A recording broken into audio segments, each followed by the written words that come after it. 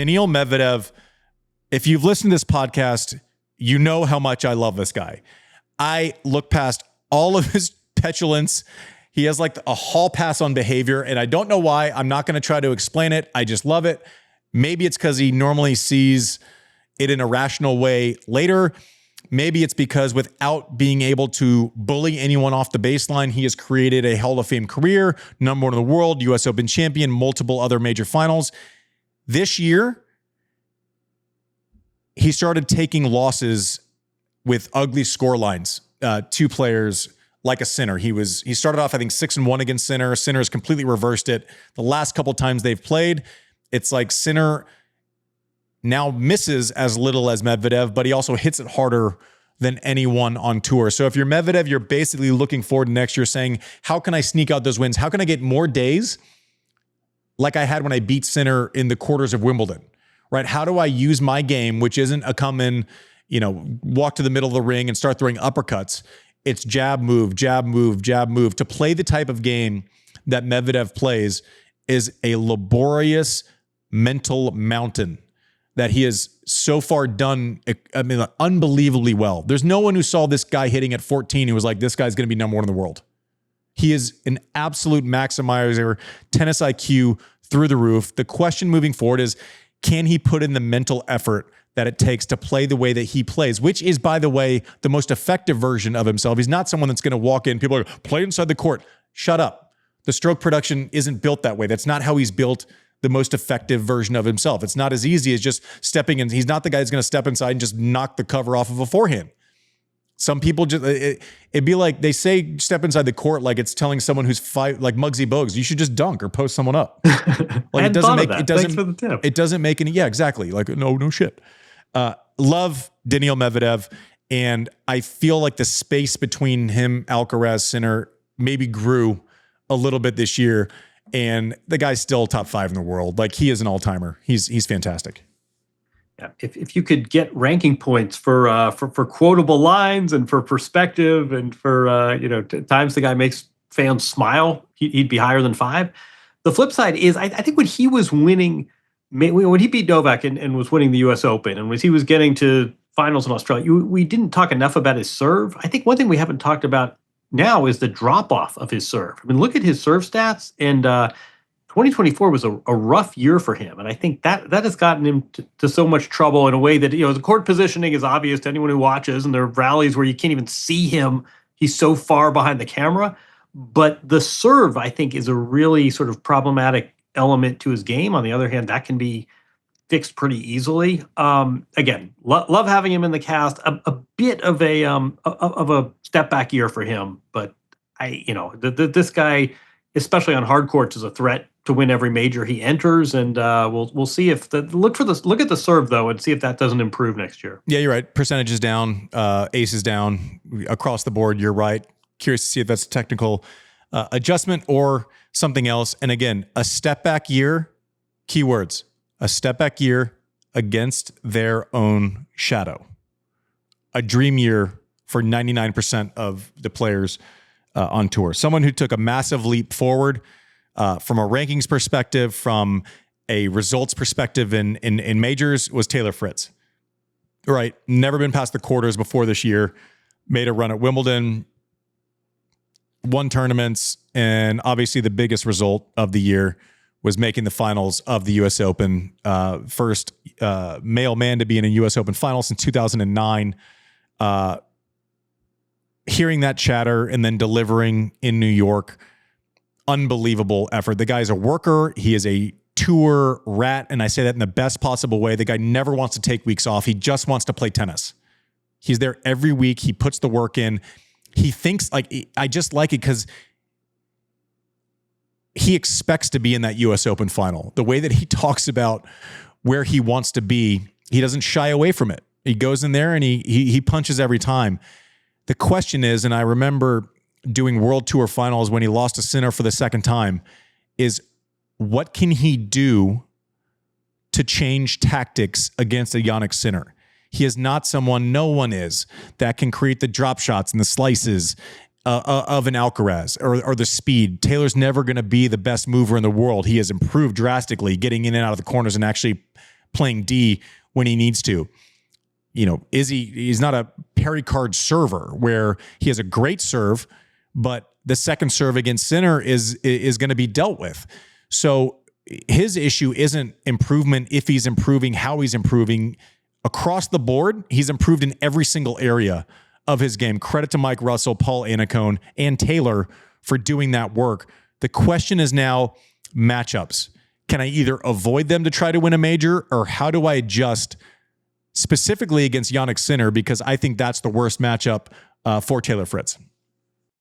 It's interesting because Taylor Fritz, part of his success, I mean, he won 53 matches this year, a couple of titles, and one of them, I mean, he really has owned the matchup with Zverev, who he beat at both majors and then beat him again in Turin.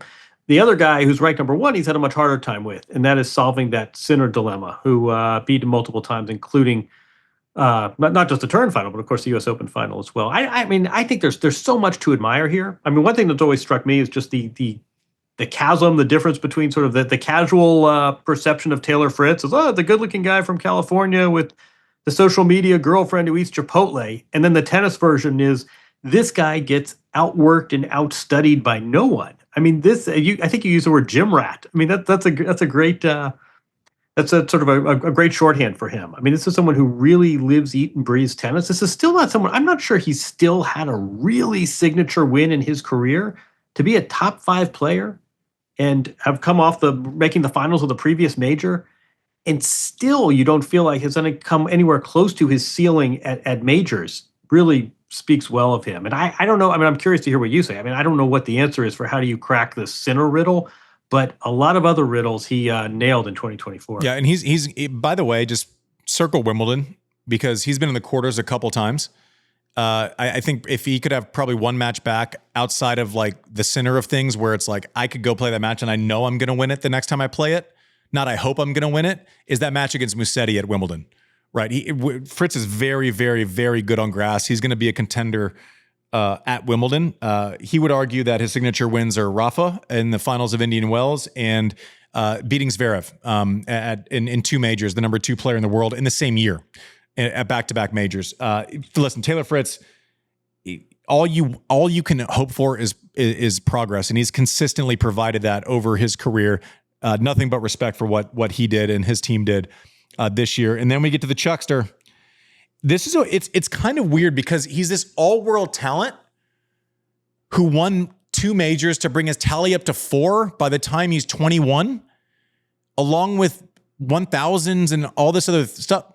But we forget that he didn't win a tournament between Wimbledon and Indian Wells, and then he missed the entire clay court season, and then he lost to Botic van de Zandschulp at the U.S. Open. Right? And then he beats Sinner over in Asia and then loses a couple weird ones at the end of the year. So 2020, what went right? Yeah, I fucking won majors. Like I won majors. I won my second Wimbledon title. And what's the area's improvement? Being healthy and doing it all the time and winning 70 plus matches like Sinner did this year. And it's become pretty clear cut. The battle lines where Sinner's on hard, and then anything that's not hard, clay grass is kind of Alcaraz territory right now, and they're the best in their given spaces. And he's a joy to watch. Expectations couldn't be more outsized. He's one of the biggest global superstars, not in tennis, but in anything. Everyone wants to be around him. If he looks and he's like, oh, you won 54 matches this year, he'd be like, oh, it's not great. That's not as many as I would have wanted. Oh, but you also won Wimbledon and the French Open. Okay. Great. 3 in the world. I don't know. Just be on court more often. Like, is that it? I mean, so I think he improved his serve. He adjusted the motion a little bit. And now he kind of went up and down in a V, and now it's rounded at the bottom a little bit more. The backhand got better. He's using the slice more often. It's just that he needs the time and the space. It seems like mentally, I don't think he's just a machine like Sinner is. I think even the way he plays is more based on feel and emotion, right? It's fantastic. He's a performer. He's theatrical. Won 2 majors. Listen, he'll stay at 3 in the world. He'll tell you that. He'll stay at 3 in the world forever if he wins 2 majors every year. That's more important to him right now. But ranking actually went down. Yeah, he actually. And then he said in Charlotte too, like I do want my number 1 ranking back, but I don't know what you tell him. Like, just be on court more. Like, I don't know. What do you tell him? I mean, look at he has 7,010 points. Sinner has 11,830. So he won just as many majors. Actually, won the head-to-head battle against Sinner in 2024, and he's almost 5,000 points less in the rankings. I mean, this is just, it's 21 years old. He's not only won 4 majors, but he's won 3 of the 4, and there's no conceivable reason why he can't win in Australia. He is, as we talked about this. I mean, he really is sort of shouldered himself with this burden of kind of being tennis's front-facing guy. I mean, it probably doesn't suit Sinner so well, and Alcaraz seems to be saying, you know what, I got this. I'm happy to be the figurehead of the sport. And again, give any player a chance to win half the majors, 2 out of 4, and double their total, and doesn't really matter what happens at some indoor event in October. They'll sign up for it. You remember when Zverev was playing Nadal a couple of years ago at Roland Garros, broke his ankle, and couldn't put any weight on it? At that point, did we think that he would reach a career high ranking in 2024? Probably not. Listen, the biggest mark against him is that he's not Roger, Rafa, Novak, Alcaraz, or Sinner. The biggest knock is that he is pretty clearly the best player to have not won a major at this point in his career. And I'm not talking about right now. Statistically, ever, right? So it's this weird thing where I'm not going to criticize someone for being elite, okay? And also, is there some scar tissue in majors? Listen, I'm someone who wanted to win Wimbledon more than anything in life, and as that window closed, I felt more and more pressure to take that opportunity, and it didn't always work out perfectly. I think at majors specifically, because he has to talk about it so much, there is an extra pressure set there. You know, does he want to be the best player to have never won a major, or does he win a major and then he goes past people like me and Medvedev and, you know, all these other people who his career statistics stack up favorably against, except for, you know, the ranking and the major. It's weird because you hear people say, well, so he has to step inside the court. His stroke production on his forehand side is high, rounded, and big. It's not as if he can it's not made to step 2 feet inside the court, cut the corner, and Alcaraz people off the jump, or Roger people off the jump. He's done an amazing job of adjusting his serve, right? Remember, he was double faulting at a cocoa pace for a couple of years. Most efficient server in tennis right now, serving 75% some odd for the year. I mean, it's a joke how he's adjusted and become the most effective server that he can possibly be.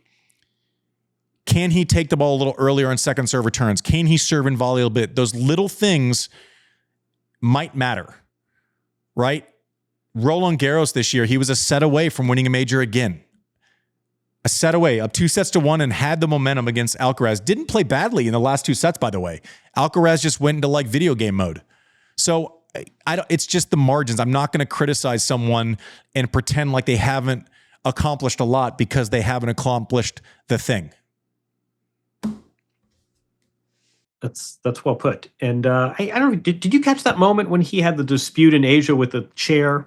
And it was one of sort of the great tennis tells of 2024. And he basically, plenty of players lose it with the chair. And his response was, I'm paraphrasing here, but close to this. He basically said, you guys are the reason why you've cost me these majors when I've gotten to the finals. And by the way, I'm as unbiased as it gets. That's not true. What's that? They haven't cost him majors. Oh, no, exactly. No, my point is it was a little glimpse into just how much this weighs on him. And to me, it was just a sort of little peek into the mentality. He knows what his reputation is. He knows that he's considered the best player, as you say, not active, like historically the best player never to have won a major. On the one hand, that's a real compliment. I mean, that's a real sort of testament to how close he's come, what people think of his game. He won 69 matches this year. That also is a burden. And to me, this is one of sort of a real storyline to follow. I mean, imagine what the celebration and the relief and the joy and all this swirl of emotion will be like if he ever gets there. But he's made 2 major finals. One of them, he served for it against Dominic Thiem in 2020 U.S. Open, did not close. Last year, you say a Roland Garros up 2-1 against Alcaraz, much different kind of match, but so much talent, so much depth. I probably would take Wimbledon out of the equation, but at 3 of the 4 majors, he's going to be on every contender list for the rest of his career. Strictly as a matter of math, you think he probably breaks through. 27 years old with all that talent, with no more, Novak question mark, no more Rafa Roger. Kind of a fascinating character study and a lot. We could do a whole show on this guy, but the truth is he's number 2 in the world for a reason, and still a lot of opportunities for him to not be the best player never to have won a major. Couldn't walk 2 years ago. Also, just so we're being clear, like couldn't walk 2 years ago. In number 1, I mean, this is going to be a short. We're in the last 2 minutes of the year for served, folks. Sinner, what went right in 2024? Well, I make less errors. I hit the ball harder. My serve's a lot better. Broke through for my maiden slam. Came through at the U.S. Open. Dominated the field, by the way. It wasn't as if he dominated he dominated the entire field, start to finish, and it wasn't close. 73 wins, 6 losses. When you win more tournaments than you do lose matches in a given year, as my friend Larry David said, I wish we were friends. We're not. I would love to be. Pretty good. Amazing. Going to next year, obvious elephant in the room, Wada. Is he going to be suspended? I don't know. As far as game goes, he's like, yeah, I can volley better. Yeah, you can. You're pretty good at that. Like, there's not much to be improved on. He is a machine. Like in the way that Novak was a machine, where you knew what was going to happen every time he went on the court, right? And can he be better on clay? Probably. Does he need to be better on clay to win 8 majors? No. No. Can he win Wimbledon? Probably. Does he even need to win Wimbledon to win 6 majors eventually? No. I don't know what you tell him. You just hope if you're in the Sinner camp, like, what's the improvement you can make? Like, don't get suspended. I don't know. Like, player of the year. And with 2 majors versus 2 majors, he won 19 more matches than Alcaraz and lost 7 less. 1 more titles. He's our player of the year. I don't know. This is the most boring number 1 segment of all time because he improved on everything. I don't know.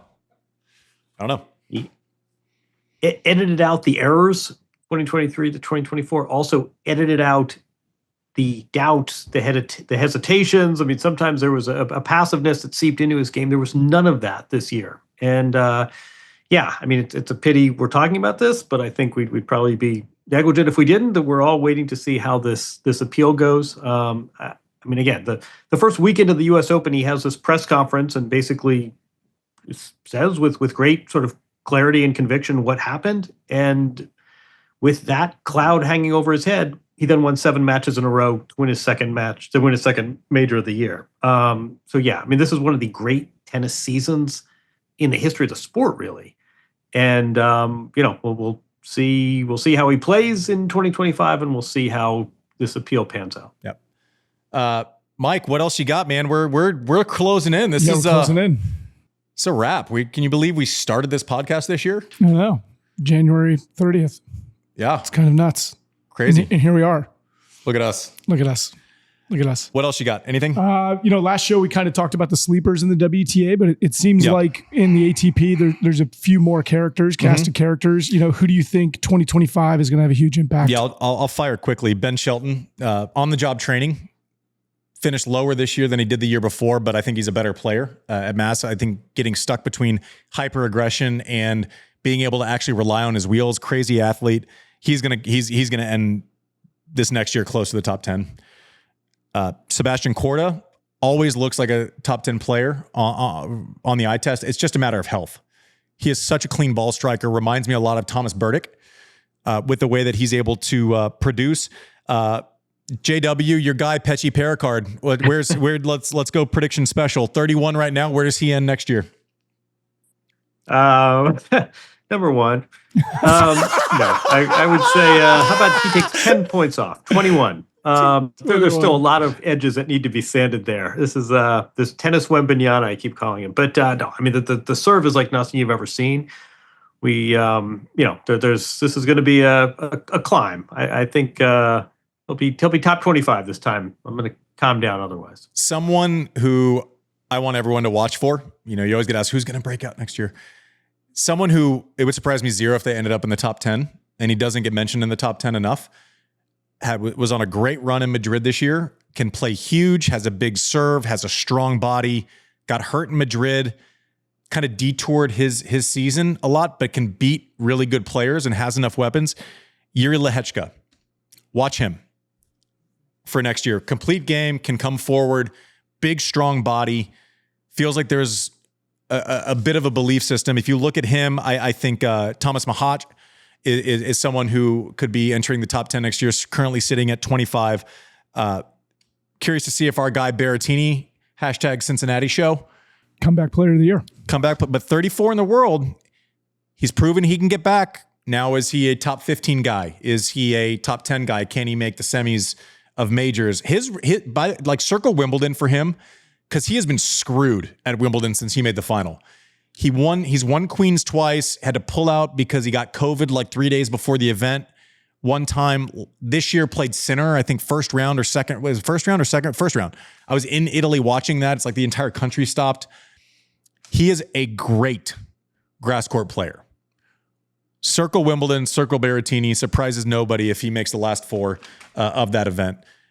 Listen, this has been served. JW, thanks for sticking in there with us. Producer Mike, as I said at our team meeting last week, you're the only person that has their hands on every single part of this operation. Appreciate you. Techie Sean, Social Sophie, the whole entire team.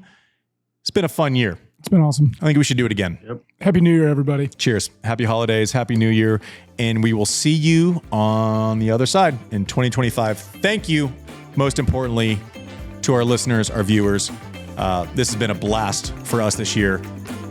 Thanks for listening to Serve.